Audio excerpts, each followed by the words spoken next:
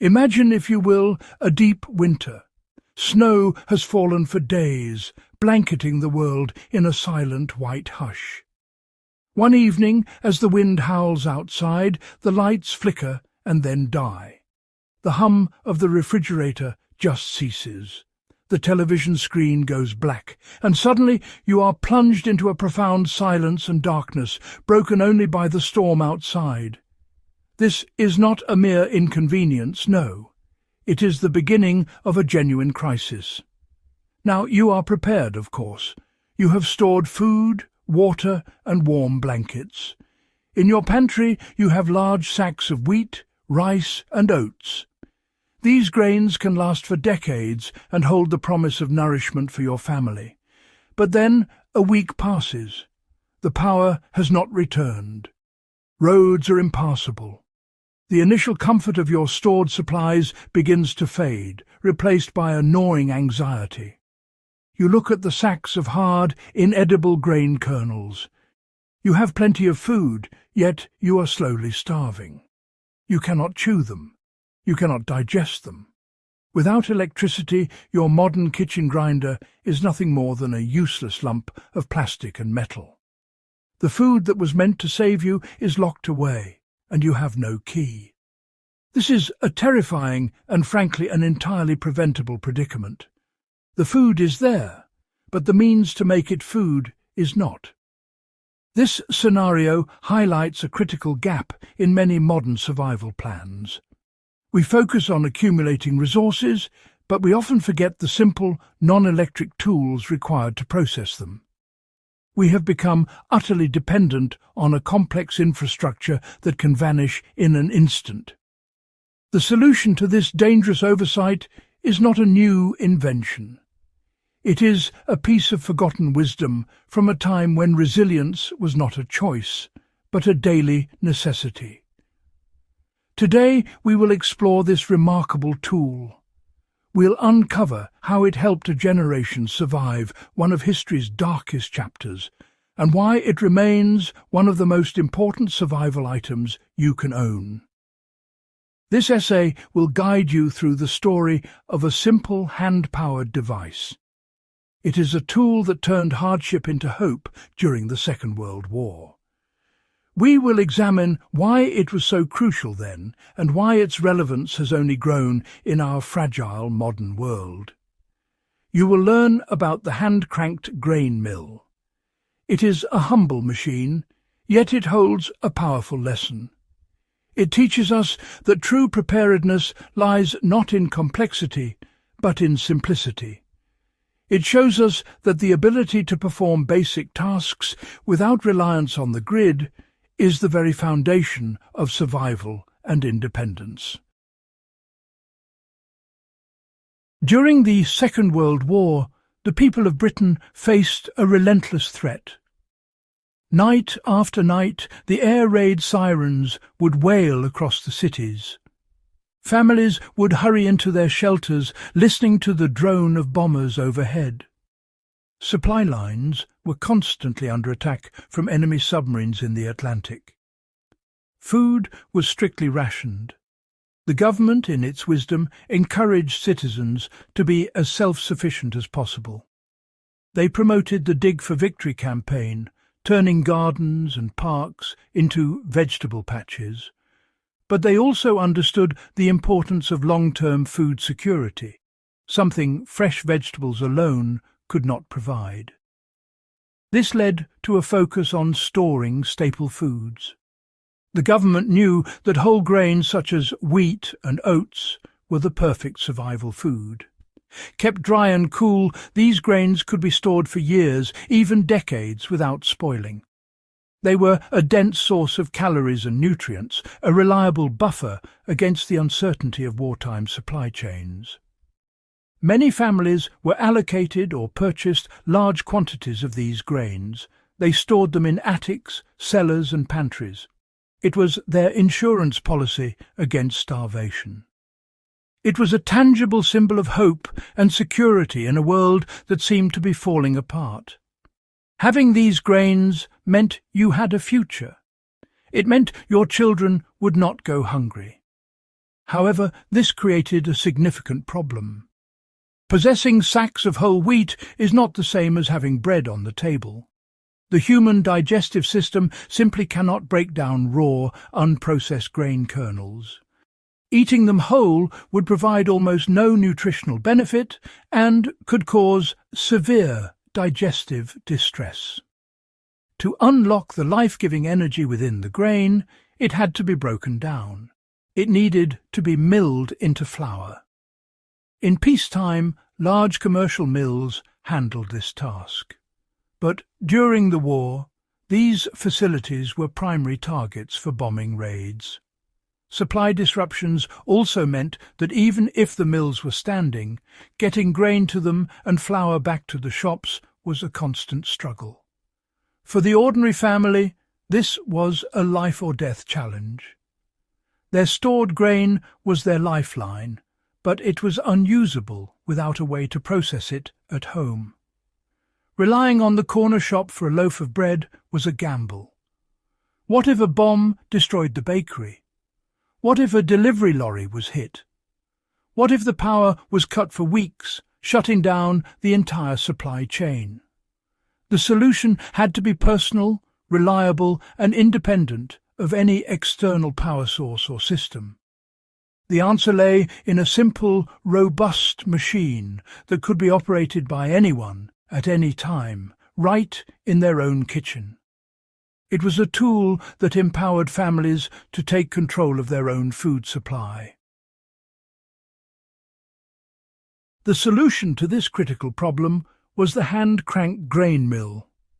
This was not a new invention by any means. Humans had been milling grain for thousands of years. But during the war, these small domestic mills became an essential piece of household equipment. They were the missing link between a family's stored grain and a nourishing meal. The design was brilliantly simple. It consisted of a hopper on top, where you poured the whole grains. A handle, or crank, was attached to a long screw-like shaft called an auger. As you turned the crank, the auger would draw the grains down from the hopper and force them between two grinding plates, or burrs. One of the grinding burrs would be stationary, while the other would rotate as you turned the handle. The distance between these two burrs could be adjusted. By setting them close together, the mill would grind the grains into a fine flour, perfect for baking bread. By setting them further apart, it would produce a coarser grind, like cracked wheat, for porridge or grits. The process was entirely mechanical. It was powered by human effort alone. The rhythmic turning of the crank was the sound of self-reliance. It was the sound of a family providing for itself, independent of the chaos raging outside their door. This simple machine transformed a family's survival prospects. It turned a static, unusable resource into a dynamic and versatile food source. With a hand mill, they could produce fresh flour whenever they needed it. This was a significant advantage. Freshly milled flour is more nutritious than flour that has been sitting on a shelf for weeks, as the vitamins and oils begin to degrade after grinding. A family could grind just enough for the day's needs, ensuring maximum nutritional value from their precious supply. It meant they could bake bread, make porridge, or thicken stews, all from the grain they had safely stored away. The versatility of these mills was another key to their success. They were not limited to just wheat. They could be used to grind oats for porridge, barley for soups, or even dried peas and beans to make flour for savoury cakes. Some could even be used to grind nuts for their oil or coffee beans if they could be found. In a time of severe rationing and unpredictable supplies, this ability to process a wide variety of dry goods was invaluable. The hand mill was not just a gadget, it was the central processing hub of the wartime kitchen. It was the quiet, steadfast engine of household resilience. The hand mills that became so vital during the war were honestly marvels of durable engineering. They were designed with a completely different philosophy from most modern appliances. Today, many products are designed for convenience and low cost, often with a limited lifespan. The wartime mill, however, was designed for survival. It had to function reliably day after day under stressful conditions, with no possibility of calling a repairman or ordering a replacement part online. Therefore, they were built from the most robust materials available.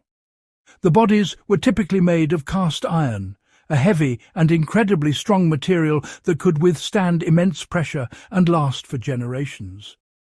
The internal components were also made to endure.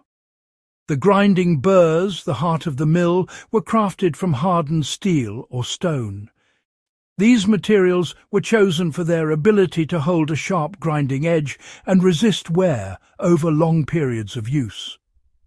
Unlike the flimsy plastic gears you might find in a modern kitchen gadget, the gears and augers in these mills were made of solid metal. The entire machine was designed to be repaired by its owner. It could be disassembled with simple tools, cleaned and put back together. If a part did break, it was often a standard size that could be replaced or even fabricated by a local blacksmith. This philosophy of durability and repairability is a stark contrast to today's throwaway culture. This emphasis on robustness made the hand mill a truly dependable partner in survival. It did not require electricity. It had no delicate electronic circuits to fail. It was immune to power cuts, blackouts, and the technological disruptions that could cripple a modern society. Its operation was straightforward and transparent. You could see every part moving. You could feel the resistance of the grain as it was crushed. This direct connection to the process gave people a sense of control and confidence. The machine was an honest one. It would work as long as you were willing to provide the effort. This old-world design philosophy holds a crucial lesson for us today. In our pursuit of smart technology and automated convenience, we have created systems that are incredibly powerful, but also incredibly fragile. A simple power outage can render our most advanced food processors useless. The wartime grain mill reminds us that for true resilience, especially in a crisis, simplicity is strength. A tool that is built to last, that can be repaired, and that does not depend on a fragile external network is infinitely more valuable than a more convenient but dependent alternative. It is a testament to the idea that the best designs are often the ones that endure. The hand-cranked grain mill was not just an isolated tool. It was the heart of a complete off-grid survival system that families built around it. Its presence enabled a logical and resilient approach to food security, from long-term storage to the final meal. The first part of this system was storage. Families understood that storing flour was a poor long-term strategy. Flour can absorb moisture, become infested with pests, and go rancid over time. Whole grains, on the other hand, are nature's own perfect storage containers. The hard outer shell, the bran, protects the nutrient-rich germ, an endosperm inside. By storing the grain whole, families preserved its freshness and nutritional value for years. The mill formed the second stage processing. It was the bridge between the inert, stored grain and the active, usable ingredient. On any given day, a family member could take a scoop of wheat from a large tin or sack, and with about 15 minutes of steady cranking, produce enough fresh flour for a loaf of bread. This on-demand processing meant there was no waste. It also ensured that the flour they used was as fresh and nutrient-dense as possible. This was vital at a time when every calorie and every vitamin counted towards maintaining health and strength in a physically and emotionally demanding environment. The third stage of the system was cooking, which also had to function without electricity. Many homes still had wood-burning stoves or fireplaces with cooking attachments.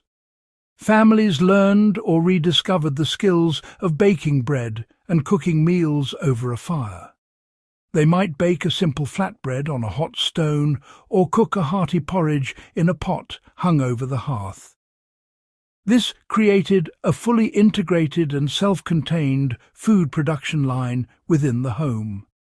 From the grain in the attic to the mill on the table, and final to the bread baking in the fireplace, the entire process was independent of any external grids or supply chains.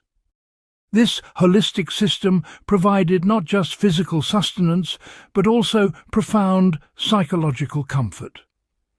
In a world defined by uncertainty, this routine of grinding grain and baking bread was a source of stability and normalcy. It was a productive, life-affirming act that a family could perform together. It gave them a measure of control over their lives when so much was out of their control. The hand mill was the key that unlocked this entire system of resilience. It empowered ordinary people to become producers, not just consumers, and to build a small island of security for their families amidst the storm of war. Let us compare two kitchens facing the same crisis, a prolonged power blackout. First, consider the modern kitchen. It is a technological marvel filled with powerful and convenient appliances. There is a food processor, an electric coffee grinder, a bread machine, and a microwave. These devices are incredibly efficient. They can perform complex tasks in seconds with the push of a button. The pantry is stocked with food, including large bags of whole grains for health and long-term storage. On the surface, this kitchen appears to be the very picture of preparedness and modern efficiency. It is clean, organized, and full of potential. Now let the power go out. The modern kitchen is instantly crippled. The electric grain mill is silent. The bread machine is a cold, useless box. The food processor cannot chop, and the microwave cannot heat. The sacks of whole wheat might as well be bags of decorative stones. The family possesses food, but they are unable to access the nutrition locked inside it. Their advanced technology has become a liability. Its sophistication is matched only by its fragility. This kitchen, for all its impressive gadgetry, is completely dependent on an external power source. When that source is cut, the entire system collapses, revealing a dangerous vulnerability. Next, let us visit the 1940s-style kitchen in the same blackout. This kitchen is simpler, perhaps even sparse by today's standards. On the counter, clamped firmly to the edge of a sturdy wooden table, is a cast-iron, hand-cranked grain mill. The pantry contains the same sacks of whole wheat. When the power goes out, very little changes for this family's ability to prepare food. A candle is lit. Someone takes a measure of grain, pours it into the mill's hopper, and begins to turn the crank. The steady, rhythmic grinding sound fills the quiet room. It is the sound of work, but it is also the sound of continued function. Within minutes, they have a bowl of fresh, fragrant flour. They can mix this with water, salt, and yeast to make dough. The dough can be cooked over a fireplace, on a wood stove, or on an outdoor grill. This family can still eat. They can still bake bread. Their survival is not tied to the electrical grid. Their system is based on durable tools and human skill, not on fragile, dependent technology.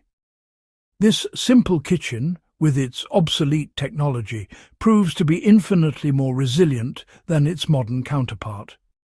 It demonstrates that in a real emergency, the ability to function is far more important than speed or convenience. The story of the wartime grain mill is more than just a historical curiosity. It is a profound and enduring lesson in the nature of true resilience. It teaches us that preparedness is not about accumulating the most advanced gadgets. It is about building simple, robust systems that do not fail when the complex networks we rely on inevitably do. The families who survived the hardships of the Blitz did so not because they had futuristic technology, but because they relied on timeless principles. They understood the value of storing food in its most stable form and possessed the simple, reliable tools needed to make it edible. In our modern age, we have become disconnected from the basic processes of survival. Food appears in our shops, prepackaged and ready to eat. Power flows from our walls with a flick of a switch. We have outsourced our resilience to vast, invisible infrastructures. This convenience comes at a hidden cost. Fragility. We have forgotten the fundamental skills and tools that our grandparents understood as common sense. The hand-cranked grain mill is a powerful symbol of this lost wisdom. It represents a direct connection to our food and a declaration of independence from fragile systems. Owning a tool like this today is a practical step towards genuine self-reliance. It is an insurance policy that works without power. It allows you to store the most durable and cost-effective form of calories, whole grains, and access them no matter the circumstances. It is a single durable device that can replace a host of fragile, electric-dependent appliances. Learning to use it, to turn grain into flour and flour into bread, is more than just a hobby. It is the recovery of a fundamental human skill. It is an act of empowerment that reconnects us with the very source of our sustenance. Therefore, as we look to the future and consider the uncertainties it may hold, we would be wise to look back. The greatest innovations are not always the newest. Sometimes the most powerful solutions are the simple, forgotten ones. The hand-cranked grain mill is one such solution.